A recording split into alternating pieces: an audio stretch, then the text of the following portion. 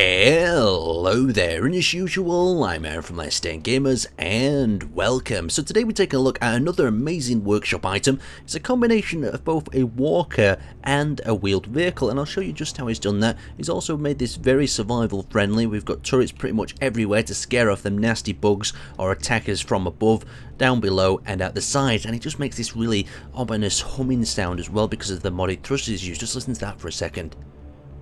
Oh, really scary, and it creates this sort of dusty plume underneath where the thrusters are, and these thrusters allow it to jump and bounce along the terrain quite freely and quite cool as well, so it acts really much like a spider with the red lights on the front. So let's take an exterior tour and I'll show you how the legs work, and then we'll work our way to the front. Now, it's not a true walker, it's just a legged vehicle with wheels on the bottom, so the basic idea is it's just going to roll. These legs are not going to create to walk, but I guess with a little bit further walk, and if you actually built yourself a nice little foot and you move these legs in synchronization, you could get this beast to walk across the land as well. So let's actually have a look at the joints themselves. Each one has been really nicely created. See this central one here?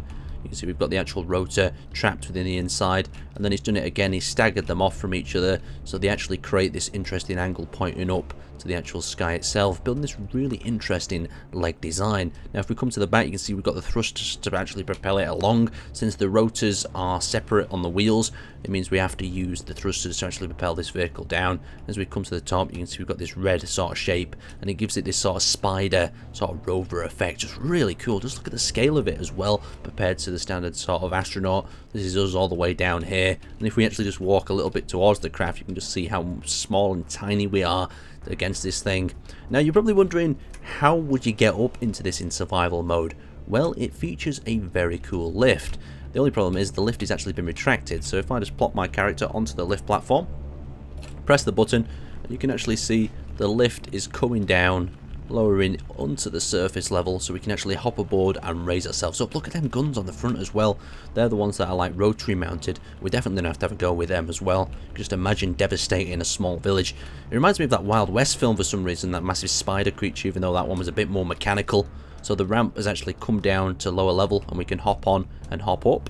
So let's actually go back to our spectator, well, back to our character. We'll raise the lift back up. We actually start to drive. You'll see legs will start to stutter a little bit left and right. And you can imagine as they go over more difficult terrain, that's exactly what we're going to happen. We'll copy and paste it just as a backup in case anything goes wrong, and so we can try it in some more difficult climates as well. So let's go to F9. You can see we've actually drove past the camera already, and we can see the legs actually starting to move. Looks like it's doing pretty well. Oh no, we've got a rock ahead. We've got a tree. What's going to happen when we hit the tree? Will it survive? Oh no! Wow, the legs have like... Oh no, that's not good at all. We've kind of like collapsed ourselves in on ourselves. I guess that's the problem with using all the rotors. You're going to have situations like that. But we'll copy and paste it in again, and we'll just see what else we can do with it. So we're going to give this vehicle another test. Now, since it's got thrusters underneath, I'm guessing it's going to do this quite well. We're actually going to try to descend down this very steep cliff. It's probably not going to end very well, this, but I think for the purpose of testing this thing, we need to do this. It doesn't drive too well at all, and if we turn too much left or right with the gyroscopes, we do have problems, but it does look very cool. I mean, the question is functionality over looks. So we're going straight down. We're going to enable our thrusters here a little bit.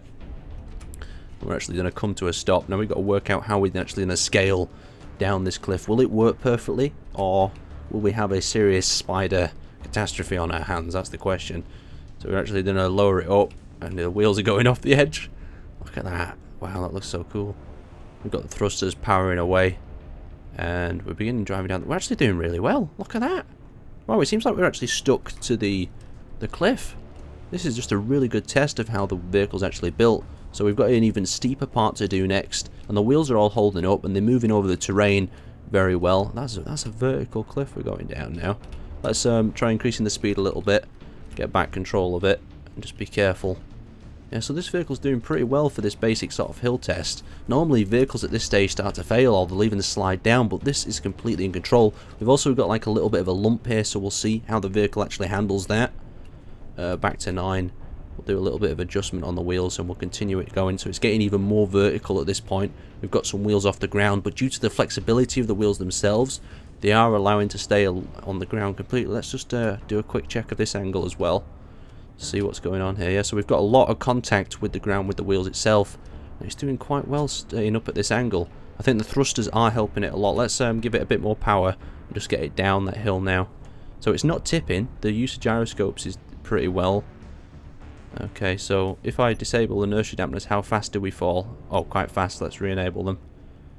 Okay, very good. So we can drive pretty much vertically down the slope without getting too much damage at all. Wow, that's a great piece of design. I totally expected it just to snap into pieces, because when it drove down the desert and it hit a tree, it blew up, but it can vertically drive down a hill. Pretty impressive indeed. Let's finish off driving it down the hill, and we'll see if we can get up the other side. So we've caught something. Oh no, it's all gone to pot. Oh no, it's not. Oh, we just got a little bit of damage on that leg where they snapped into each other. Maybe the arcs on the legs need to be corrected so they don't smash into each other.